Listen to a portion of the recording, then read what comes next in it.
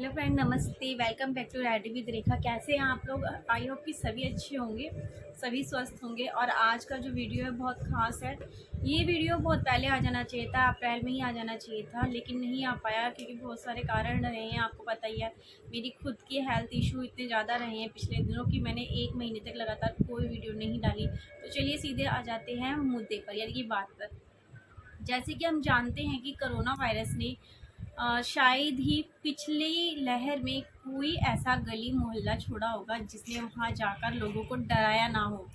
ठीक है ना। जैसे कि पहली लॉकडाउन जब लगी थी कोरोना वायरस को लेकर, तब हम लोगों के जहन में कुछ चीज़ें ये आती थी कि भाई वो जो है स्लम एरियाज तक तो नहीं आया, वो वीआईपी घरों तक ही रहा है। कोरोना वायरस की दोस्ती जो है वो अमीर लोगों के साथ ही है, गरीब लोगों के साथ, मिडिल क्लास फैमिली के साथ तो उसका कोई वास्ता नहीं है। उन्हें होगा ही नहीं। उनकी इम्यूनिटी पावर अच्छी है क्योंकि वो तो बहुत तेज़ मसाले खाते हैं, बहुत ज़्यादा अनहाइजेनिक खाना खाते हैं। और वीआईपीज़ जो है वो बहुत ही लाइट खाना खाते हैं, उनकी इम्यूनिटी पावर से लड़ने की शक्ति कोरोना वायरस वाली नहीं है। इस तरह के कुछ हमारे खुद के ही माइंड सेट हो गए थे, है ना। और हुआ भी था। फर्स्ट लॉकडाउन में ऐसा रहा था कि बहुत कम स्लम एरियाज तक और मिडिल क्लास फैमिलीज तक ये चीज़ें गई थी, क्योंकि मैं खुद एक मिडिल क्लास फैमिली से हूँ और साथ ही एक सोशल वर्कर भी हूँ। तो मैंने ज़मीनी स्तर पर इस चीज़ को सर्वे भी किया था और मुझे पता है, अपने एरिया का तो पता है, दिल्ली वेस्ट का मुझे लगभग बहुत कुछ पता है। ठीक है ना। तो उसके बाद हमें ये रहा था, लेकिन कोरोना वायरस ने मेरे घर में भी दस्तक दिया और मैं बहुत शुक्रगुजार हूँ उस ऊपर वाले परमात्मा का कि उसने हमें इतनी हिम्मत दी और समय रहते उसने हमारा साथ दिया और हम उस जंग को जीत गए। तो आज मैं आपको बताती हूँ कि कोरोना वायरस है और बिल्कुल है, और उससे हमें बचने के लिए सबसे पहले तो अपने आप को बिल्कुल पॉजिटिव माइंड के साथ ईश्वर पर भरोसा रखना है और अपनी पूरी पूरी हिम्मत के साथ उस चीज़ को लड़ने के लिए बस अपने आप को माइंड सेट कर लेना है कि हम इससे नहीं हार सकते। ऐसी कोई बड़ी चीज़ नहीं है, लोगों ने इससे जंग जीती है।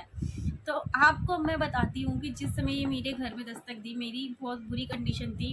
मेरी सर्जरी हुए महीना भी नहीं हुआ था और मैं दिल्ली आ चुकी थी और अचानक से मेरे हस्बैंड की तबीयत जो है ख़राब हो रही थी। कभी फीवर हो रहा था, कभी थकावट हो। तो हम सोच रहे थे कि भाई वो मेरी वजह से हॉस्पिटल के बहुत चक्कर काट चुके हैं, इस वजह से थकावट में है, इस वजह से फीवर आ रहा है, इस वजह से कोल्ड हो गया है। हो भी ये था भी क्योंकि उसी दौरान हम सबसे इम्पोर्टेंट बात कि आपको हमको कभी भी अपने खान पान को लूज़ नहीं करना है कि हम कहीं भाग दौड़ में हैं, किसी ऐसे काम में या ऑफिस के वर्क में हैं तो हमने अपने खाने पीने को डिनाई कर दिया और अपने आप को वीक कर दिया।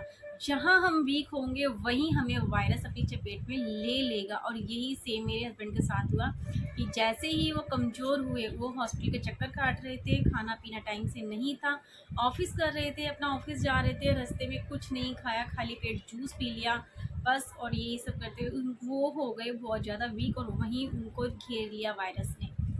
तो मेरे हस्बैंड ने अचानक से मुझे बिना बताए, क्योंकि उनके ऑफिस में लगातार कहा जा रहा था कि भाई तू टेस्ट करा ले और इस तरह से ऑफिस आना अलाउड नहीं है, तो उन्हें टेस्ट कराना पड़ गया।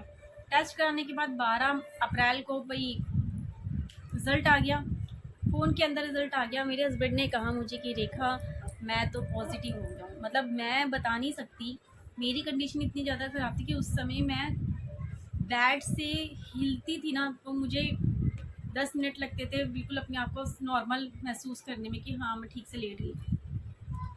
फर्स्ट जो मेरे दिमाग में आया था वो ये था, बच्चे, मेरे छोटे छोटे बच्चे हैं, इतने छोटे छोटे घरों में। हालांकि मेरे पास 2 रूम हैं, लेकिन फिर भी क्योंकि उस समय मैंने जैसे तैसे अपना किचन संभाल लिया था।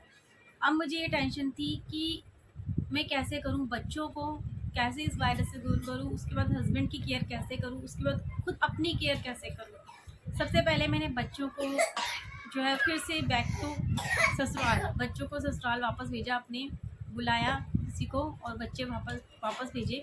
उसके बाद मैं और मेरे हस्बैंड रह गए। उसके बाद रेगुलरली मैंने परमात्मा का नाम ले लेकर मॉर्निंग टू नाइट, और नाइट तो हमारी हो ही नहीं रही थी लगातार 15 दिन, ये समझो कोई नाइट नहीं हुई हमारी, डे डे डे रेगुलर वही सुबह गर्म पानी। अच्छा एक बात हो, चाहे कितना भी समझदार आदमी होगा ना, वो इस सिचुएशन में आके ना थोड़ी देर के लिए तो बिल्कुल ब्लाइंड हो ब्लैंक हो जाएगा, ब्लाइंड हो जाएगा।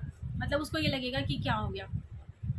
तो पूरा एक दिन तो हमको खुद को अपने आप को संभालने में लगा कि किसको फ़ोन करें, क्या कहें, कैसे कहें। खुद मैं एक सोशल वर्कर होने के साथ साथ मैं खुद भूल गई थी कि मेरे खुद के कुछ इन्फॉर्मेशन कॉन्टैक्ट हैं और मुझे उन्हें कॉन्टैक्ट करना चाहिए, है ना। तो सबसे पहले तो अपना दिमाग स्थिर रखना चाहिए, फटाक से अपने आप को इस चीज़ में डालना चाहिए कि हमें अब करना क्या है ना।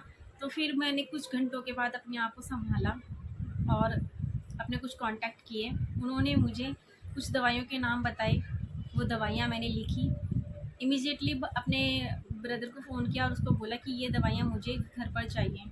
उसके बाद हमने कुछ हेल्थ इश्यूज़ थे, मतलब कुछ खाने की चीज़ें थी कि क्या खाना चाहिए, तो कुछ सोशल इन्फॉर्मेशन हमने जो है यूट्यूब से सर्च की कि क्या-क्या खाना चाहिए, क्या-क्या खाना चाहिए। तो वहाँ से हमें पता लगा नारियल पानी,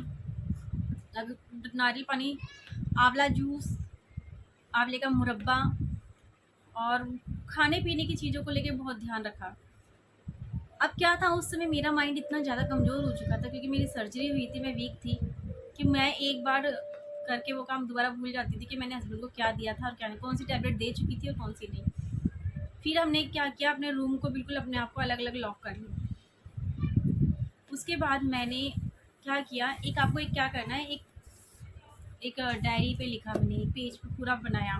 मॉर्निंग में इतने बजे ये, फिर चाय, फिर हल्दी वाला दूध, फिर आंवले का मुरब्बा, फिर काढ़ा, फिर गर्म पानी, फिर इस समय ये टैबलेट, फिर इस समय ये टैबलेट, फिर इस समय ये टैबलेट, विटामिन। अच्छा, टैबलेट्स का भी क्या है ना, मैं आपको इस तरह से नाम नहीं बताऊँगी क्योंकि कुछ टैबलेट्स कुछ और बताते हैं, कुछ और लोग कुछ और। विटामिन ई, बी, सी, कई तरह की होती है क्योंकि मेरे पास धीरे धीरे करके जिसने जिसने जिसके साथ ये बीता था ना, सबने अपना अपना बताना शुरू कर दिया था।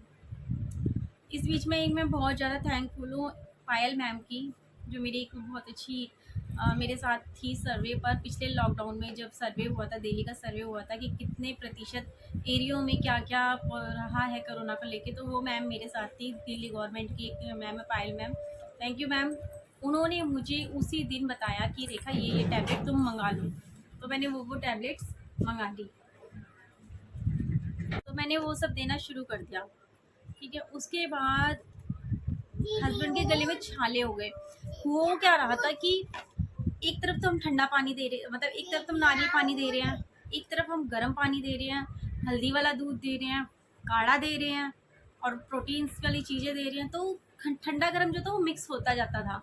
तो इसकी वजह से धीरे धीरे गले में छाले हो गए। अब हमें और टेंशन बढ़ने लगी कि गले में छाले होना तो अच्छी चीज़ नहीं है, लेकिन फिर हमने सब्र किया। मैंने क्या किया, मैंने यूट्यूब से एक वीडियो सर्च मारी कि अगर गले में छाले हो जाते हैं कोरोना वायरस के टाइम पे तो उन्हें क्या करना चाहिए। तो मैं जो है वो डिस्क्रिप्शन में वो लिंक जो है मैं उस चैनल का डाल दूँगी कि वो क्या था, मुझे भी ठीक से याद नहीं है। उन्होंने बहुत अच्छा तरीका बताया था, 3 तरीकों से रेगुलर, मतलब लगातार वो 3 तरीके अपनाने हैं जिससे वो छाले गले के चले जाएंगे। और आप यकीन मानिए वो छाले चले भी गए। मैं बहुत शुक्रगुजार हूँ उस चीज़ की। उसके बाद क्या हुआ, 7 दिन हो गए, 8 दिन हो गए। अच्छा, एक बात हो, जब हमारी जो कोरोना की रिपोर्ट जब होती है, टेस्टिंग जब होती है, उसके रिज़ल्ट आने के बाद जो भी पॉजिटिव नेगेटिव होता है उसका रिज़ल्ट डायरेक्ट जो है हॉस्पिटल डिस्पेंसरी में जोन वाइज चला जाता है। तो हमारे भी वेस्ट जोन का जो रिज़ल्ट था वो चला गया। मेरे पास डायरेक्ट एएनएम का फ़ोन आया और हमारे घर आशा वर्कर तक भी है, लेकिन वो आई कब, 3 दिन बाद।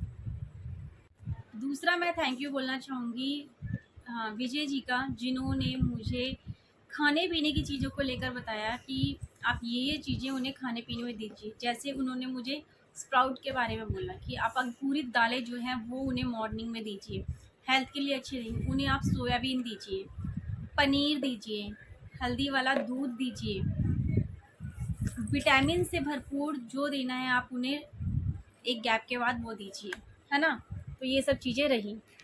तो जैसे कि मैं आपको बता रही थी कि जो एएनएम है, आशा वर्कर जो है वो 3 दिन बाद आई, यानी कि 3 दिन बाद उनको याद आई है कि हमारे एरिया के अंदर कोई पॉजिटिव आया और उसको हमें घर तक मेडिसिन पहुंचानी है। जो पल्स चेक करने वाला जो थर्मामीटर होता है वो पहुंचाना है। तो आप लोगों को मैं यही कहूँगी, आप किसी का वेट मत करिए। जैसे ही रिपोर्ट का रिज़ल्ट आता है तो आप उस पर अपनी दवाइयाँ मंगानी शुरू कीजिए, खान पान पे ध्यान दीजिए और पूरा रेगुलर क्वारंटीन होकर अपने आप को ठीक करिए और अपना दिमाग जो है पूरा स्थिर रखिए, खाने पीने को रेगुलर रखिए टाइम, एक टाइम नोट कर लीजिए कि इतने बजे ये, इतने बजे ये देना, इतने बजे ये देना।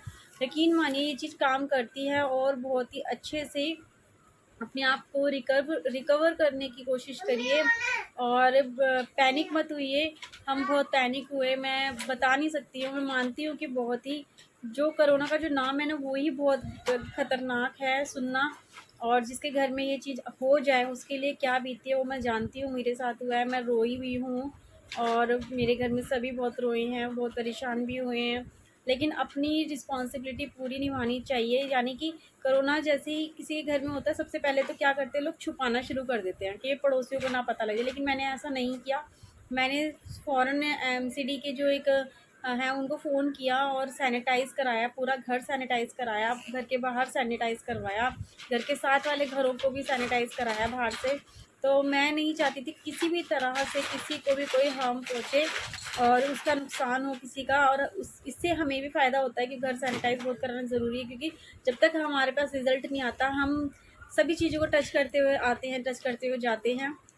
तो ये मैंने किया, सैनिटाइज़ भी कराया और बहुत रोई भी मैं उस दौरान, क्योंकि मैं खुद भी ठीक नहीं थी, सर्जरी के बाद कमज़ोर थी और इतनी बड़ी रिस्पॉन्सिबिलिटी जो मेरे सिर पे आ गई थी, बहुत घबराहट हो रही थी, बहुत डर लग रहा था मुझे कि मैं उस समय भगवान से यही कह रही थी, भगवान ये आप क्या कर रहे हो? आप अगर ऐसा क्यों कर रहे हो हमारे साथ? अभी अभी तो मैं ही ठीक नहीं हो पाई हूँ और आपने ये चीज़ इस ज़िम्मेदारी को दे दिया। लेकिन मैंने पूरी हिम्मत और पूरे, क्योंकि मेरे हस्बैंड और मैं एक दूसरे को यही समझाते रहे कि हमें हिम्मत से काम लेना है, हमें पूरी तरीके से अपने आप को ठीक करना है। घर वालों को भी हम यही समझा रहे थे। बहुत सारी चीज़ें हो रही थी और एक चीज़ मैं आप बताना चाहूँगी, यकीन मानिए कि उस दौरान हो सकता है कि मैं इस चीज़ को पैनिक होकर या फिर एक एक होता है ना दिमागी तौर पर उस चीज़ को, क्योंकि मैं ही मेरे हस्बैंड के लिए खान-पान का इंतज़ाम कर रही थी, सब कुछ कर रही थी। तो 4-5 दिन के बाद मुझे ऐसा लगने लगा था जैसे मुझे भी चीज़ों से स्मेल आना बंद हो गई है। मैं सैनिटाइज़र को ऐसे-ऐसे करके सूंघती थी तो मुझे सैनिटाइज़र की स्मेल नहीं आती थी, खाने की स्मेल नहीं आती। तो मैं अब कैसे बताऊँ घर में कि मुझे भी ऐसा लग रहा है कि मुझे सिम्पटम्स आ गए हैं। मैं नहीं बता सकती थी। लेकिन जैसे ही मुझे ऐसा लगना शुरू हुआ, मैंने फ़ौरन अपने आप को भी वो सारी चीज़ें देनी शुरू कर दी। गर्म पानी, काढ़ा, आँवले का मुरब्बा, ये वो, बिना किसी को बताए, बिना किसी को ये कहे कि मुझे स्मेल आना बंद हो गई है। तो हो सकता है कि वो मेरा दिमागी फितूर था, क्योंकि सर्जरी के बाद मैं लगातार गर्म पानी पी रही थी ना स्टिचेस की वजह से। तो हो सकता है मुझे गर्म पानी पीते-पीते मेरा जो है टेस्ट ख़राब हो चुका था, मुझे इतना तो पता है। और शायद पॉज़िटिव रिपोर्ट के सुनने के बाद माइंड भी मेरा थोड़ा-सा जो था बंद हो गया था। तो हो सकता है वो उसकी वजह से हो। लेकिन हाँ, फिर भी मैं यही कहूँगी, थैंक यू सो मच कि मैं और मेरे ईश्वर ने मिलकर इस चीज़ को जीता है। और ईश्वर से ये प्रार्थना करती हूँ कि किसी के भी घर में ये प्रॉब्लम ना आए। और थैंक यू सो मच। मैंने आपको इसलिए ये बात शेयर की है कि जो पिछले 1 महीने से वीडियो नहीं आ रही, कुछ इस तरह से रहा है, उसके मेरे साथ बहुत सारे कारण रहे हैं। बहुत ज़्यादा डिप्रेशन जैसी जो चीज़ होती है वो भी मेरे साथ हो चुकी थी। उससे धीरे-धीरे बाहर निकल रही हूँ मैं। तो बाय बाय।